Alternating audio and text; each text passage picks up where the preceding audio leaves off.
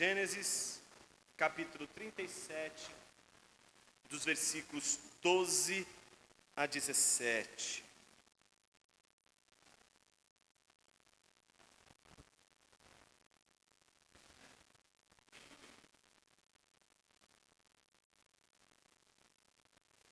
Uma das coisas que mais me impressionam nas Escrituras, sobretudo quando a gente lê textos como esse, que a gente vem lendo há anos, como é o caso de Gênesis, é descobrir a providência como, metaforicamente, alguns teólogos escolheram expressá-la, como a mão invisível de Deus.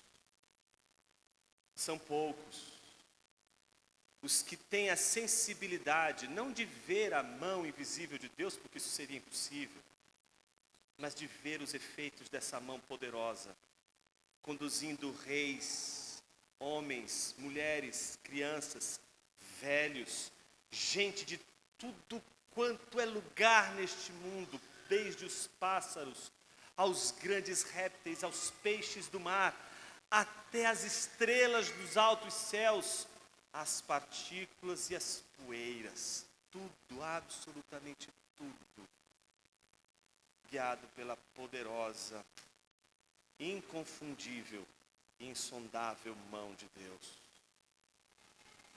Será que você tem percebido os efeitos dessa mão invisível de Deus em sua vida? Talvez você tenha percebido os efeitos da mão invisível de Deus na sua santa providência, em vários momentos de sua vida. Minha pergunta para você não é tanto se você foi capaz de perceber, mas como você reagiu. Como você reagiu diante da testificação da mão poderosa de Deus. Sobre isso que nós vamos falar nessa manhã. Vamos ler o texto, versículos 12 a 17. Diz assim a palavra de Deus.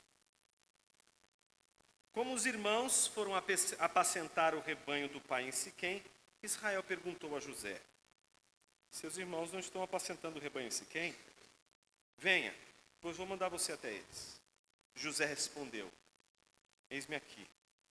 Israel continuou: vá agora e veja se está tudo bem com seus irmãos e com o rebanho, e traga-me notícias. Assim o enviou do vale de Hebrom, e ele foi a Siquém. Um homem encontrou José, que andava errante pelo campo, e lhe perguntou: o que você está procurando? Ele respondeu: estou procurando meus irmãos. Por favor, pode me dizer onde eles estão apacentando o rebanho? O homem respondeu: foram embora daqui, mas ouvi quando disseram: vamos a Dotã. Então José seguiu atrás dos irmãos e os encontrou em Dotã. Oremos. Pai querido, fale conosco através de Tua palavra, que a gente possa ser edificado por ela nessa manhã. Orienta nosso coração, para que a gente entenda as verdades que o Senhor quer nos ensinar. E que no final de tudo, sejamos capazes de contemplar os efeitos e os feitos da Tua mão poderosa em nossa vida e no mundo ao nosso redor. E que não falte louvor em nossos lábios, para engrandecer o Teu nome, pela maneira tão gloriosa como o Senhor realiza e faz a Tua vontade. Assim oramos, no nome de Jesus, Teu Filho. Amém. Na última exposição da nossa série, nós percebemos 3 motivos que causaram ódio dos irmãos de José a José. O primeiro motivo era o fato de que José vivia falando para Jacó o que os seus irmãos faziam de errado. Aqui não são poucos, mas muitos, os que já taxam sobre José uma espécie de imagem de um menino fofoqueiro, mexeriqueiro, um X9, que tem que sofrer mesmo, tem que aprender, porque não pode fazer uma coisa dessa. Como que fica denunciando os irmãos para o pai? Puxa saco do pai, é por isso que recebe as coisas que recebe do pai. Por isso, o segundo motivo está relacionado ao primeiro. Não só ele leva informações ao pai, mas o pai parece desenvolver uma preferência em relação a todos os outros filhos, dando a ele uma túnica, a chamada túnica, que não era colorida como os irmãos foram frustrados na última semana, mas era uma longa túnica, uma túnica que tinha um símbolo. Ela não era chamativa pelas suas cores, mas ela era chamativa pela sua imponência, por tratar-se de uma veste que fazia uma espécie de distinção entre reis e não reis, uma veste talar, uma veste qualificada, uma veste, portanto, que colocava José numa condição de superioridade a seus irmãos. E sabemos o significado dessas vestes, porque lemos as passagens anteriores em que o narrador de Gênesis quer que o seu leitor saiba, em primeiro lugar, que os filhos de Esaú, eles foram também abençoados por Deus, e foram abençoados por Deus de uma tal maneira que todos eles se tornaram reis, enquanto os filhos de Jacó, 2, provocaram uma chacina em Siquém, matando todos os homens que eram filhos de Siquém, porque eles abusaram, violentando a sua irmã Diná. O mais velho, Rúben, havia tomado e traído o seu pai com uma de suas mulheres. Havia, portanto, preparado uma espécie de emboscada para tomar o lugar do pai. O narrador vai oferecendo para a gente que o filho da promessa, o filho da aliança, aquele que teria os seus descendentes abençoados, está tendo uma história diferente com seus filhos. Os seus filhos não são tão assim, não estão se dando bem na história, estão se dando mal, estão indo de mal a pior. Em contrapartida, estes irmãos que percebem agora José com essa preferência, passam a odiá-lo e negam a paz a ele. Mas são apenas 2 motivos, falta o terceiro. O terceiro motivo gera o ódio mortal desses irmãos por José. José, de repente, chama eles para contar um sonho em que ele vai ser o rei e todos os outros os súditos. São 2 sonhos que terminam exatamente exemplificando pela boca de José o que antes eles pensavam, mas não diziam, e muito menos queriam ouvir da boca justamente de José. E José, garoto de 17 anos, resolve abrir a boca e dizer que vai ser rei, diante dos seus irmãos, que já estavam com ciúmes porque o pai havia lhe dado uma túnica. É óbvio que esses irmãos vão fazer um carinho nele. É óbvio que esses irmãos querem José por perto, mas, obviamente, não para fazer um carinho, mas para fazer tudo aquilo que eles sabem fazer e que eles demonstraram fazer com astúcia. Algumas pessoas leem José como também alguém que tem culpa no cartório. Eu queria fazer você repensar o seu olhar para José. Porque o narrador, ele não quer que você pense que José, ele é alguém pequeno no que diz respeito à sua alma. O autor de Gênesis, ele tem muita clareza e ele quer mostrar a grandeza da alma de José desde a sua infância até os últimos dias de sua vida. Ele quer mostrar exatamente como a índole de José é diferente da índole dos seus irmãos.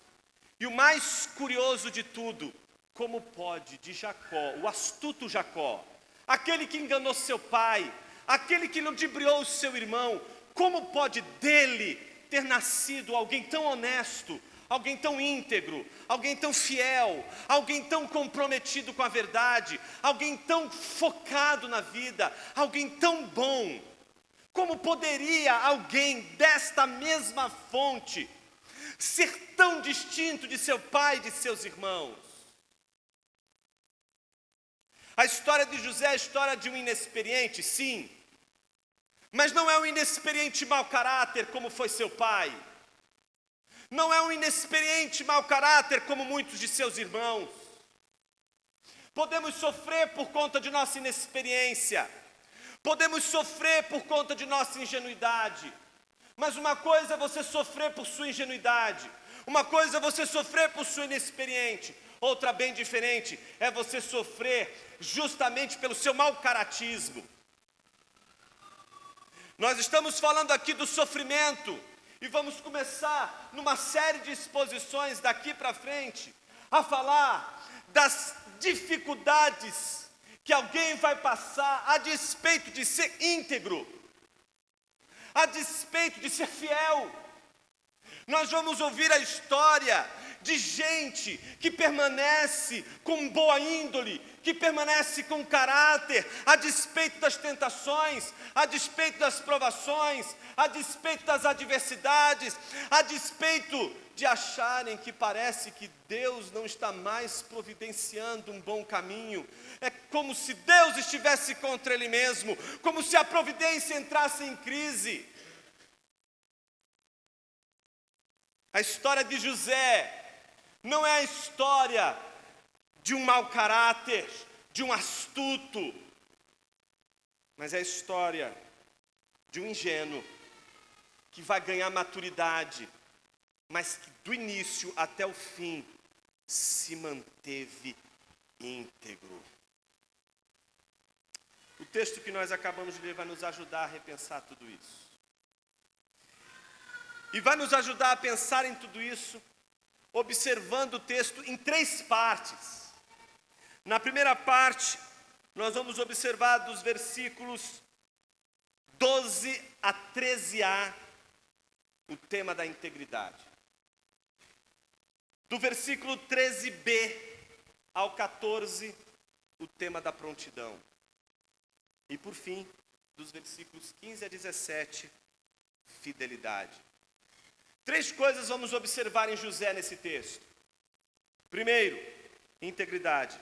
Segundo, prontidão. Terceiro, fidelidade. Observe os versículos 12 e 13a.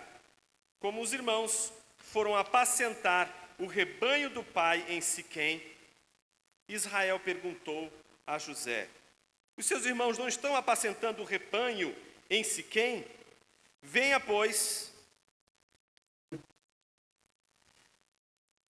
vou mandar você até eles. Esses 2 primeiros versículos, eles são importantes por uma razão. Primeiro, onde é Siquém? Siquém voltou à história. E você já sabe o que aconteceu em Siquém. Em Siquém, a irmã Diná, dos filhos de Jacó, tinha sido violentada por um filho de Siquém. Então, para tentar arrumar a situação com os filhos de Siquém, foi feito ardilosamente pelos filhos de Jacó, portanto, Simeão, como a gente acompanha no texto, e Levi. Eles fizeram de uma astúcia um plano para matar todos os filhos de Siquém, e é isso que ele faz, uma verdadeira chacina. Ele aproveita do fato de que todos os homens foram circuncidados e que estavam ainda em situação de vulnerabilidade e passa a espada em todos eles. Quando Jacó sabe disso, Jacó fica desesperado. Onde Jacó e eles estão? Estão em Siquém. Ele teme não só os filhos de Siquém que sobraram, que são os filhos, os que permaneceram vivos, que no futuro possam fazer retaliação contra ele e seus filhos, mas os povos cananeus ao redor. Isso faz com que Jacó tenha que sair de Siquém, e de Siquém ele vai e desce para o vale de Hebrom, que fica a 80 quilômetros dali. Ele vai para um vale, ele desce, sai de lá de cima, porque ali ele teme retaliações por conta do que os seus filhos fizeram. O que eles fizeram foi de uma hediondez que jamais Jacó concordou. Entretanto, o texto nos diz, não apenas sobre Siquém, mas diz que os irmãos foram apacentar o rebanho de Jacó em Siquém. Imagina, onde é que eles estão? No vale de Hebrom, ao norte, 80 quilômetros, numa subida. Não pensa que é reto, pensa que eles têm que subir. Eles estão a 80 quilômetros de distância, ao norte. Quando eles vão subir, lá em cima está Siquém. Eles foram levar a 80 quilômetros os rebanhos do pai para pastarem lá. E para onde eles foram? Justamente para o lugar de onde Jacó fugiu, de onde Jacó de lá saiu. Ele está preocupado. E por que ele está preocupado? Porque ele conhece os filhos que tem. Ele sabe o que aqueles meninos são capazes de fazer. Já viu o que eles foram capazes de fazer. Sabe o que eles são capazes de fazer com uma espada. E sabe muito bem o que eles são capazes de fazer com mulheres, como o seu filho Rúben fez com a sua esposa, sem respeitar absolutamente nada. Ele sabe muito bem quem são seus filhos.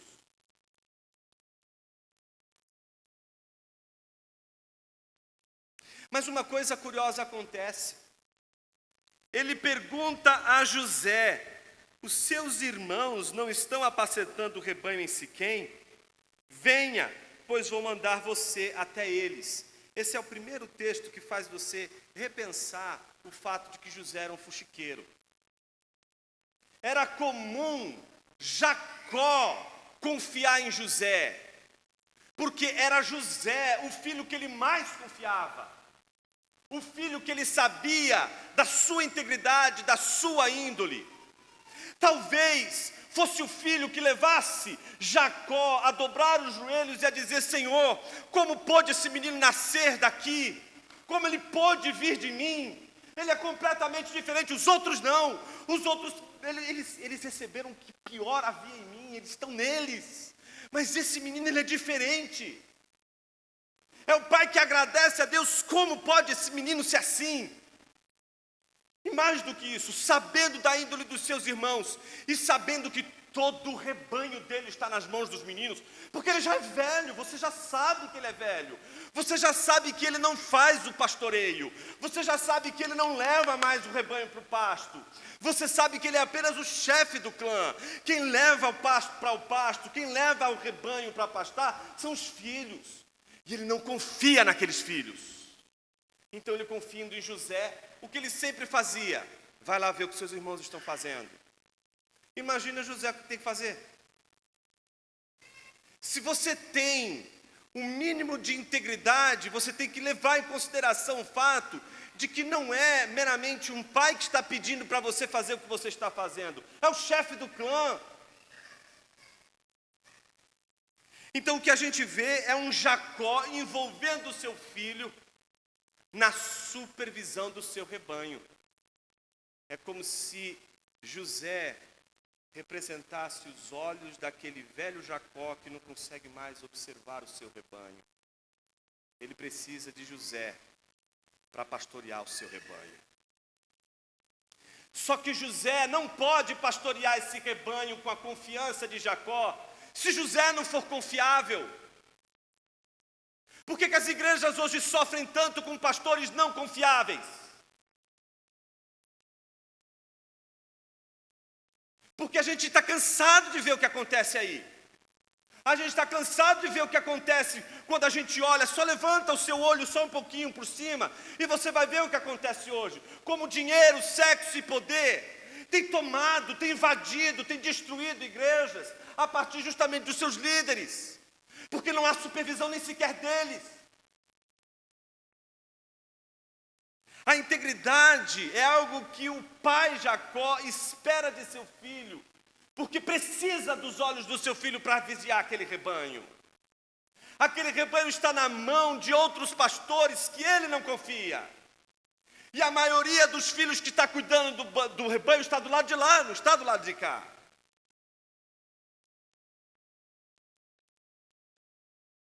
Mas o curioso nessa passagem não é a integridade de José que é colocada à luz ao leitor por Jacó. Nós sabemos da integridade de José por causa de Jacó. Mas agora nós sabemos do próprio José a sua relação com o pai. Observe, ele não chega para o pai, e uma vez que você já sabe o contexto, E essa é a segunda parte, relacionada à prontidão. Então nós vamos ler agora a segunda parte, que desenvolve os versículos 13b a 14. Quando José responde, eis-me aqui. Ele poderia ter dito, mas meu pai, você não viu a última conversa que a gente teve? Eu fui só contar aquele sonho. Era um sonho inocente, meu pai. Eles já não me davam a paz do Senhor. Já não me dão a paz, já não olham na minha cara. Depois que eu contei o sonho, eu vejo meu pai, os olhos deles, eles parecem feras. Eles parecem animais selvagens. E eles sabiam muito bem o que eram feras e o que eram animais selvagens. O trajeto que vai de Siquém a Hebrom é um dos trajetos mais perigosos daquela região. Porque é o trajeto onde mais você encontra viajantes, peregrinos, rebanho e pastores de rebanho dilacerados por animais selvagens. É a coisa mais comum você encontrar no meio do caminho até o Hebrom, gente morta pelo caminho que foi devorada, seja por chacal, seja por bandidos, por situações que são as mais terríveis. Ou seja, o caminho até Siquém é um caminho tenebroso, é um caminho perigoso. Não só o caminho é perigoso até Siquém, mas José poderia ter dito, meu pai, os meus irmãos, eles não me querem bem. E enquanto eu estou perto do Senhor, eu ainda tenho proteção. Mas se eu estiver tão longe assim, se eu estiver a 80 quilômetros de distância, será que eles não farão comigo o que um dia Caim fez com Abel, como aquelas histórias que o Senhor um dia contou para a gente? O que será que eles são capazes, ou o que eles seriam capazes de fazer, meu pai? O Senhor me contou o que eles fizeram, porque ele era ainda muito menino quando ele teve que sair de Siquém. Ele não viu a espada comendo solta lá em Siquém. Mas ele conhecia as histórias, ele poderia muito bem dizer, meu pai, o Senhor sabe o que Simeão, que Levi é capaz de fazer. Mas não. Ele simplesmente responde, eis-me aqui. Você sabe por que a gente hoje tem vivido uma fraqueza pastoral nas nossas igrejas? Boa parte dessa fraqueza pastoral é porque, em primeiro lugar, a gente não sabe os riscos de seguir, de ensinar, de cuidar de um rebanho. Entretanto, apesar dos riscos, apesar de toda a dificuldade de um rebanho, apesar de todas as intempéries e adversidades, quando você sabe que quem está te dando uma ordem, quem está te chamando para o ministério, é o Deus da provisão, como não dizer, eis-me aqui, Senhor? Só cabe isso. Só cabe isso. Veja, o profeta é chamado por Deus, num contexto em que ele habita no meio de um povo de impuros lábios, ele sabe, tem consciência disso, está desesperado, meus olhos viram o rei, ele sabe o que aquilo significa, ele está com medo de morrer. Então quando a pessoa fica com medo, você sabe, né? Quando a pessoa está com medo, ela fala muito. Ela desembesta a falar, você tem que dar um chacoalhão nela, eu estou falando, aí você fala.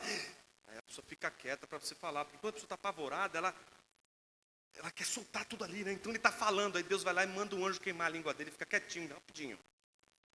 Aí quando ele fica quieto, ele escuta a voz de Deus que não é dirigida para ele. Isaías 6 não se dirige a Isaías plenamente, mas se dirige a todos aqueles que são capazes de ouvir a voz de Deus, porque ele não se dirige a Isaías.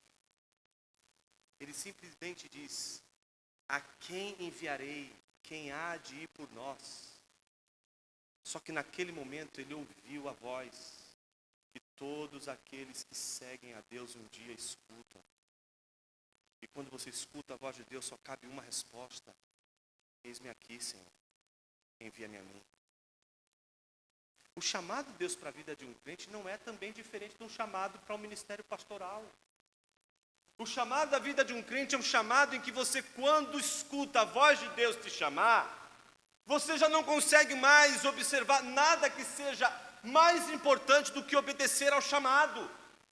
Então você não tem desculpas, você não tem motivos, você não tem razões, você não consegue olhar para as dificuldades, olhar para as adversidades, olhar para os bichos selvagens, olhar para os 80 quilômetros, olhar para o contexto de animosidade contra você. Você não olha nada disso, você só observa o que ele te disse. Você está no meio de um vale de ossos secos. Ele te faz passar no meio desses ossos secos. Simplesmente olha para você e diz: acaso poderão reviver esses ossos? Diz: Senhor, eu não sei, isso é só Deus que sabe, é o Senhor, isso é da sua alçada, eu só sei pregar. Então ele olha para ele e diz assim: então prega esses ossos secos. Que plateia maravilhosa que ele teve para pregar naquele dia. Imagina pregar para um bando de ossos secos.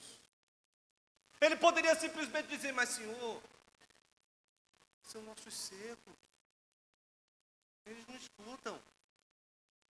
Eu vou me sentir envergonhado aqui, porque é como se eu estivesse falando para a parede. São ossos e não vão ouvir, para que eu vou pregar? Você não vê o profeta colocando dificuldades, você não vê o profeta colocando algo na frente, colocando empecilhos, colocando dificuldades, dizendo: hoje eu tenho uma festa para ir. Hoje é domingo, hoje eu tenho que fazer uma coisa aqui diferente, porque eu tenho que ir na igreja. Não, na igreja dá para fazer diferente, a gente vai ter uma festa à tarde, a gente tem que ir para a festa. Entende? Quando você sabe quem está te convocando, a primeira coisa que nos coloca em prontidão é temor. Não é a violência, o falar violento de Deus, porque Deus não faz isso. O que move as pessoas a obedecerem a Deus é sabedoria. E a sabedoria só encontra repouso no temor, e não na informação teológica que você está buscando em textos e livros, etc. Você pode saber teologia pra caramba, pode conhecer um monte de coisa aí, entendeu? Você pode saber tudo isso, só que vai te manter em pé no ministério, na igreja, na vida, meu irmão, é o temor do Senhor. O dia que acabar o temor do Senhor, o dia que você não temer mais o teu Senhor, o dia que você não temer mais a voz de Deus, você não obedece, simples assim. A única fonte da nossa obediência é o temor. E é por isso que a sabedoria está no temor do Senhor. Então o que a gente vê José dizer? Eis-me aqui. Ele só diz isso ao pai dele: eis-me aqui. E na sequência, o que a gente vê? Jacó dizer a ele: vá agora e veja se está tudo bem com seus irmãos e com o rebanho, e traga-me notícias. Assim o enviou do vale de Hebrom, e ele foi a Siquém. Então não só ele era íntegro, mas ele estava pronto, em prontidão para obedecer aquilo que Jacó havia lhe pedido. Ele viaja os 80 quilômetros, ele sobe num contexto perigoso, ele passa por caminhos onde ele poderia facilmente encontrar uma fera e o devorado. Isso poderia ter acontecido, mas em nenhum desses momentos, nenhuma dessas dificuldades, desses pavores, são suficientes para que ele desobedeça a Jacó. Portanto, ele sai, porque ele tem uma missão. É tão interessante quando isso acontece com Jesus e os discípulos, e o discipulado, né? Jesus chama, e aí ele diz o quê? Eu vou, Senhor, mas antes eu tenho... Sai fora, vaza. Aí outro: Senhor, eu quero ir. Eu não te chamei. É assim que Jesus vai fazendo, né? Um diz, é escolhido por Jesus, e diz: mas eu tenho que fazer isso. Eu falo assim: não quero. Senhor, eu quero. Eu falo: não, mas eu não te chamei.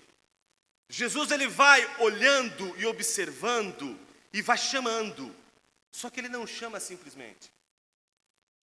Ele chama e envia. É tão interessante como Jacó faz com José a mesma coisa. Chama José e envia José.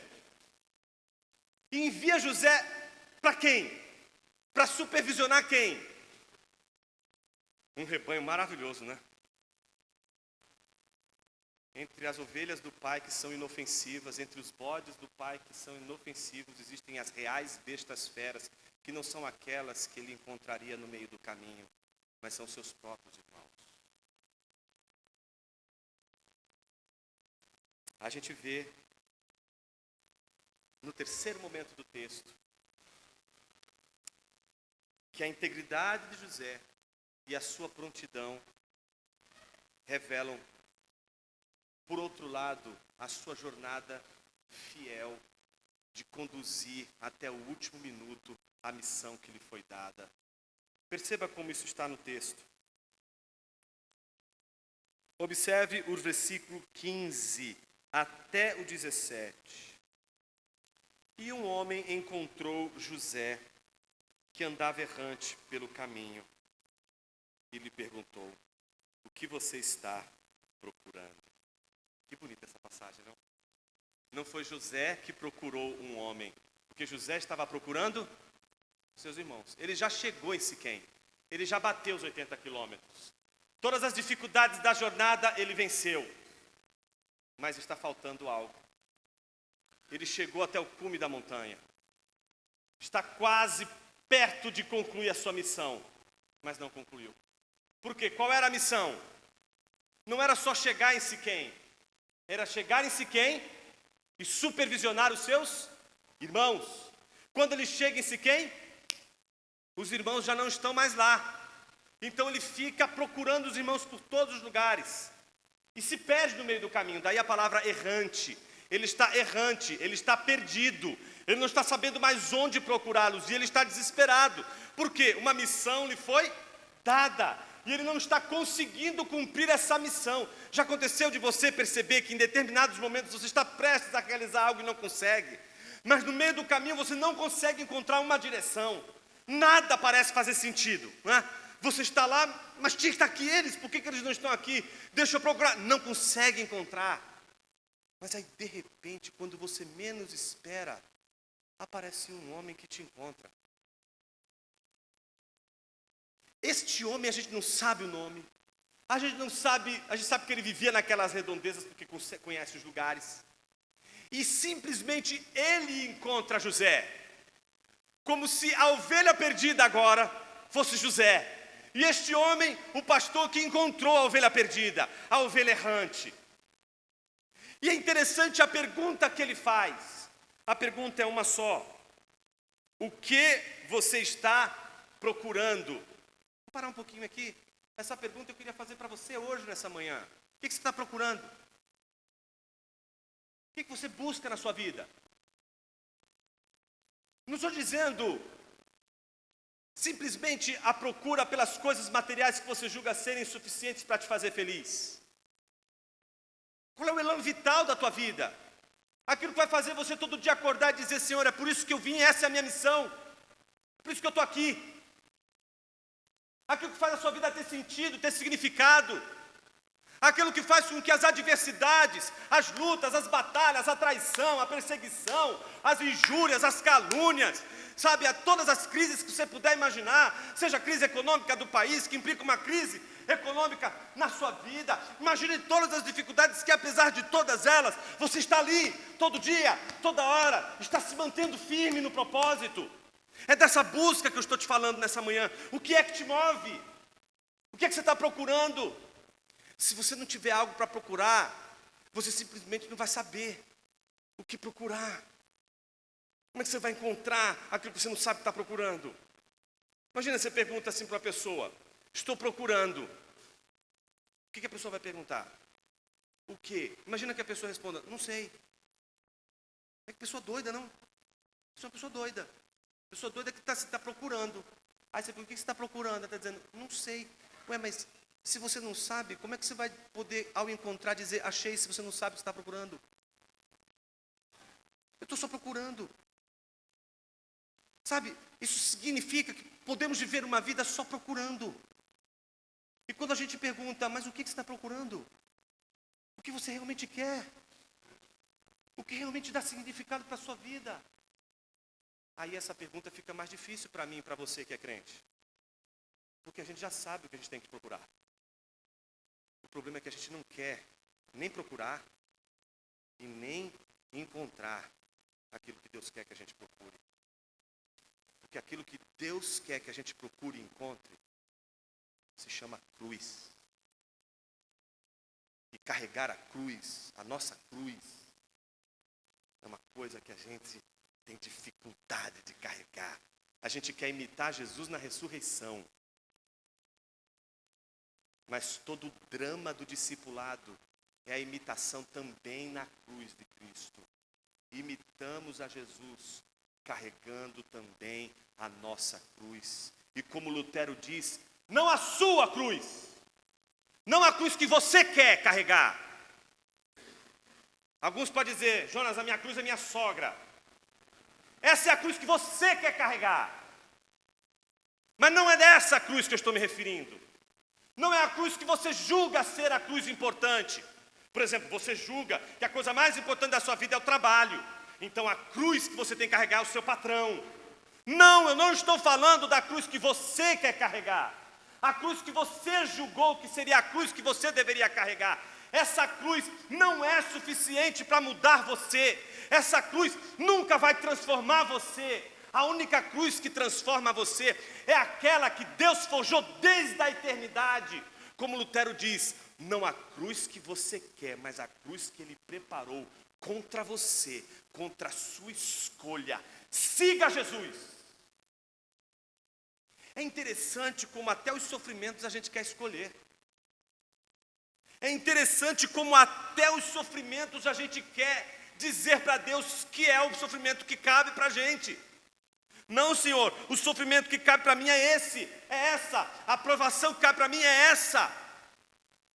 Como se a gente soubesse julgar qual é a aprovação que nós temos condições de passar. Você não sabe qual é a aprovação que você é capaz de passar, até Deus colocar você debaixo de uma aprovação. É Deus que sabe, não você. É Deus que sabe o que você suporta e o que você não suporta. E se há uma aprovação numa missão que Deus te deu, esta aprovação tem uma só finalidade: forjar você, transformar você e fazer você cada vez mais parecido com o Filho. A Bíblia diz que ele disse ao menino, o que você está procurando? E ele respondeu, estou procurando os meus irmãos. Por favor, pode me dizer onde eles estão apacentando o rebanho? Você está entendendo o que está acontecendo aqui, gente? Se não está, eu vou desenhar para você. Imagina o seguinte, o sujeito vai lá e recebe a missão, tá certo? Qual é a missão? Vai lá supervisionar o rebanho do seu pai, que estão com seus irmãos lá em Siquém. O sujeito chega lá e encontra o lugar vazio. Ok, meu pai disse para eu vigiar, era para chegar em Siquém para encontrar. Não achei eles aqui, vou voltar. Pai, fui procurar eles e não encontrei. Eles não estão em Siquém, o senhor me deu a informação errada. O senhor pode me dar a informação correta? Veja, não estamos falando de alguém que desiste na primeira dificuldade. Não estamos falando de alguém que quando está ali, diante de uma dificuldade impressionante, cheguei a Siquém, não consigo achar os meus irmãos e vou parar simplesmente. Ele continua, ele está insistindo. Mas note algo, por favor, nesta manhã, que é impressionante. E que senão, você não vai entender absolutamente nada do que foi cantado, orado, pregado e anunciado hoje aqui. Este homem que aparece no meio do caminho é justamente aquilo que jamais Jacó planejaria, é aquilo que jamais José contaria, é aquilo que jamais você conta no seu caminho, é aquilo que jamais você espera na sua aprovação, é aquilo que acontece a despeito da escolha que você faz, das decisões que você chama, e isso tem um nome, chama-se providência divina. Porque um crente não pode duvidar da providência divina, porque só existe uma coisa que te dá descanso na hora da provação: a providência. É a providência que vai mostrar para você que as situações mais tensas, mais dramáticas, mais trágicas, aquela que você vai olhar e vai dizer, acabou. Ou eu vou ser comido pelas feras no meio do caminho, ou os meus irmãos vão me matar. Não tem outro caminho. Mas é ali que você vê a mão providencial de Deus te mostrando um caminho completamente diferente daquele. Meus irmãos, se isso não se parece com a cruz de Jesus, eu já não sei mais o que se parece com a cruz de Cristo Jesus. A insistência de José é clara. O homem responde: foram embora daqui. Ouvi quando disseram: vamos a Dotã. Sabe onde fica Dotã? Mais 27 quilômetros numa outra subida, irmãos. Ele precisa caminhar mais 27 quilômetros. Talvez você tenha corrido já os seus 80 quilômetros. Chegou numa hora que você diz assim: tá bom, 80. Foi bastante. Mas a missão exige mais 27. E esses 27 quilômetros que vêm pela frente não vão provar sua prontidão e não vão provar sua integridade. Vão provar a tua fidelidade. E a fidelidade de uma pessoa, a fidelidade de um crente, nunca é a confiança em si mesmo, mas é a confiança na providência. A confiança de um crente está no fato de que tudo vai acontecer conforme a vontade de Deus. E como é difícil a gente descansar, meus irmãos. Está tudo dando errado. Uma notícia errada trágica atrás da outra. Mas você é capaz de ter paz. A providência, ela é como um homem que nos encontra desesperado no caminho, porque de repente nos sentimos desamparados, como se as coisas estivessem fora do lugar. Era para estar aqui os irmãos e eles não estão. Eu cheguei nessa igreja, era para eu ser feliz aqui, mas eu não estou. Eu casei com fulano, esperava que eu seria feliz. Já se passaram 80 anos, quer dizer, já se passaram 8 anos. Eu acho que está chegando ao fim. É ali que aparece a providência. Este homem que a gente não sabe de onde vem, que não tem nome, que simplesmente aparece em nossa história como um sinal de que tudo está acontecendo debaixo da santa providência divina.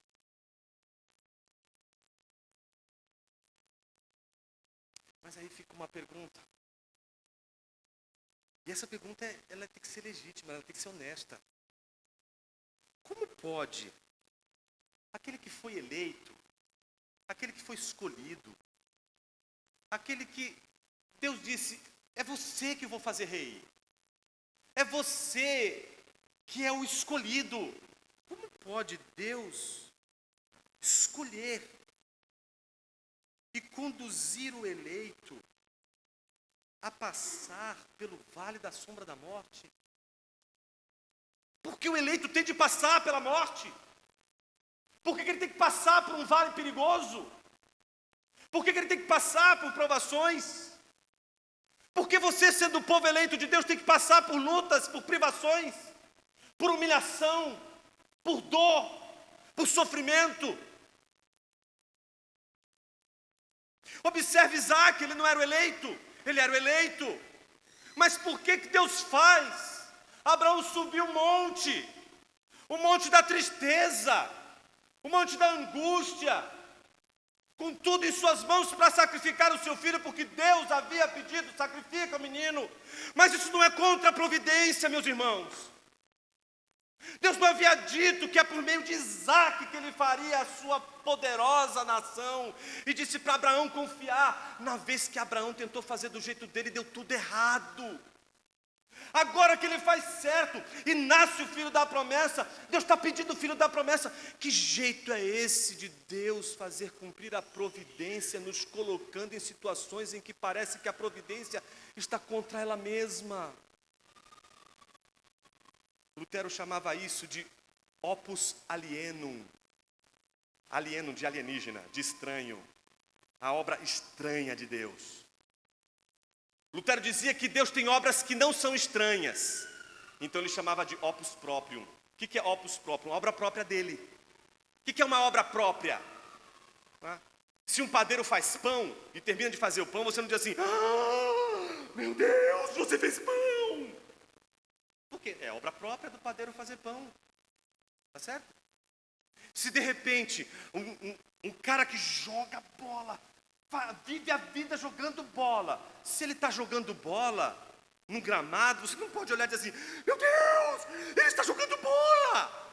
Ué, mas é a profissão dele. O que ele faz é jogar bola. Você não pode esperar outra obra dele senão jogar bola. Então, quando Deus faz milagres, quando Deus faz extraordinário, é no mínimo estranho quando o irmão chega e diz assim: meu Deus, Deus fez um milagre. Só céticos fazem esse tipo de comentário. Porque só céticos não acreditariam que Deus não faria o que é próprio dele, fazer milagres. Então, quando Deus faz milagres, um crente deveria fazer: não fez mais do que obrigação. É o próprio dele. É isso que um crente faz. É próprio de Deus. Um crente, quando vê Deus fazer milagres, vê Deus fazer coisas extraordinárias, ele não mais se espanta. Ele diz assim: era para esperar o que dele? Agora eu me espantaria se fosse eu fazendo milagre. Aí sim, se o irmão do seu lado fizer um milagre, você fala: meu Deus, você ficou sem pecar 10 minutos. Que milagre! Porque a obra própria é outra. Mas Deus, quando faz o que lhe é próprio, a gente não deveria ficar espantado com isso. Lutero disse que a única coisa que deveria nos deixar espantados com Deus é quando Ele faz aquilo que não parece ser próprio dele, mas ser próprio de Satanás. Quando Deus faz uma coisa e você diz assim: não pode ser de Deus, isso é de Satanás, mas é de Deus. Isso é a obra estranha. A obra estranha é quando você vê Deus trabalhando o seu caráter, Deus trabalhando os seus vícios, Deus trabalhando a sua vida, e você diz: só pode ser Satanás, mas é a mão invisível da providência divina trabalhando em você. Porque está sendo contra os seus desejos, porque está sendo contra o mal e o sofrimento que você quis e queria que fosse contra você. Porque não é o sofrimento que você quer, não é o desejo que você quer, mas é o que Ele quer. Então, quando Deus age dessa forma, nós ficamos inseguros. Nós subimos o Monte Moriá como um Abraão, e a gente fica desesperado, mas é o filho da promessa. Deus nunca pediu sacrifício de seres humanos, agora pede o sacrifício de humano. Ele disse que por Isaac seria pai de uma numerosa nação, ele pediu Isaac. Ele me deu tudo, mandou sacrificar. E a única coisa que não pode faltar para que aquele homem possa ser fiel é integridade e prontidão. Quando o menino diz: pai, estou vendo tudo, menos o cordeiro, ele diz: Deus proverá. Essa é a linguagem do crente que descansa na providência. Todas as vezes que alguém dá uma notícia, todas as vezes que alguém diz que não vai dar certo, todas as vezes que alguém diz que está tudo acabado, acabou, não tem mais jeito, a única linguagem que não pode sair da língua de um crente: Deus proverá, Deus proverá, Deus proverá. E quando ele levanta o cutelo, não houve o sacrifício de Isaac. Deus providenciou, no lugar de Isaac, o animal a ser sacrificado. Porque o Isaac não representa Jesus. O Isaac representa Jesus. Não representa Jesus, representa o povo de Deus. Jesus representa aquele animal preso no arbusto. Jesus é o animal que Deus prepara para imolar no seu lugar, no lugar do seu povo. E é curioso, não? Que com José acontece algo semelhante. Deus envia, Jacó envia José. José tem que passar pelo vale da morte, mas José tem prontidão. José vai, não para. Ele vai até achar os seus irmãos. E o último versículo diz: e José seguiu atrás dos irmãos e os encontrou em Dotã. Jonas, eu quero encontrar o meu caminho. Eu quero encontrar a obediência do Senhor. Você vai ter que olhar para Jesus. Porque a palavra de Deus nos ensina que o Pai enviou o seu Filho Jesus. A Bíblia diz em João capítulo 1, ele veio para o que era seu, mas os seus não receberam. Deus enviou o seu único Filho. Deus enviou Jesus para salvar os seus, e os seus não receberam. Mas aqueles que não eram seus, o receberam. Se esta não é a história de José, essa tampouco é a história de Jesus. Mas é o contrário. É porque esta é a história de José, é porque esta é a história de Jesus, que esta pode ser a sua história, essa pode ser a minha história. E que história é essa? Senão a história daqueles que são capazes de confiar até o último minuto na providência divina. Já foram os 80 quilômetros, tem mais 27 quilômetros pela frente. Em quem você vai confiar? Na providência divina? Ou você vai confiar na sua opinião, no que você pensa, no que você acha, dadas as circunstâncias, dadas as adversidades? Meu convite para você nessa manhã é um só: confie em Jesus. O Evangelho não é outra coisa senão um Deus que enviou Jesus para achar você. E Jesus não termina a obra enquanto Ele não encontra o seu rebanho. E se hoje você está aqui, é porque Cristo te encontrou. E como José, que foi ao encalço dos seus irmãos até encontrar, assim é o nosso Senhor. O nosso Senhor não tem ovelha perdida. Ele não tem ovelha perdida. Ele encontra todas as suas ovelhas. Todas as ovelhas que são dele, elas podem se extraviar, elas podem se perder no meio do caminho, mas ele encontra todas elas. Nenhuma ovelha de Jesus vai perecer no deserto. Ele vai até o fim. Jonas, eu preciso desse evangelho, porque eu preciso encontrar o que eu nunca busquei nessa vida. Você pode ter buscado muita coisa, e todas as vezes que você buscou as coisas dessa vida, você perdeu também a vida. Porque só tem uma coisa que você pode buscar, e que quando você encontra, você é a pessoa mais feliz de todo o universo: o reino de Deus. E o reino de Deus tem um nome: Jesus. Se o teu reino, o reino de Deus que você imagina, não tem Jesus na porta, é qualquer reino, menos o reino de Deus. Eu queria orar com você nessa manhã. Curva a sua cabeça.